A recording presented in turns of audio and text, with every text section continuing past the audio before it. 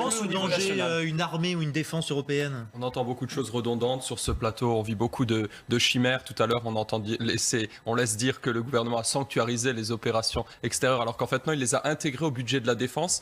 La réalité, c'est que ça vient minorer l'augmentation du budget qui a été mis en place. Donc déjà, une première pierre dans le jardin du gouvernement. La deuxième, on parle alors parfois de défense, parfois d'armée européenne, on joue sur les mots, mais les deux mots ont été employés dans les discours du gouvernement d'Emmanuel Macron ou de ses soutiens comme Daniel Cohn-Bendit. Mais la réalité, c'est que d'une part, les matériels qu'on utilise, si on va dans la réalité, dans le concret des choses sur le terrain, et les langues qu'on utilise sont tellement différents que vous ne pouvez pas le décréter. Il faudrait des années avant de pouvoir le mettre en place. Ensuite, deuxième chose, et ça a été évoqué du bout des lèvres, quand il y a des opérations aussi stratégiques que celles qui sont menées actuellement, qui sont mises en œuvre, qui comprendrait aujourd'hui que le commandement soit assuré par des personnes baltes ou par des personnes du sud de l'Europe, qui prennent des décisions sur des intérêts stratégiques de la France? On en est extrêmement éloigné. L'important, c'est d'avoir une armée française forte, à la hauteur des enjeux géopolitiques qui sont ceux du monde d'aujourd'hui, malheureusement fracturés, malheureusement en proie à des guerres et à une flambée islamiste. Et qu'est-ce qu'on veut faire? Qu'est-ce qu'on peut faire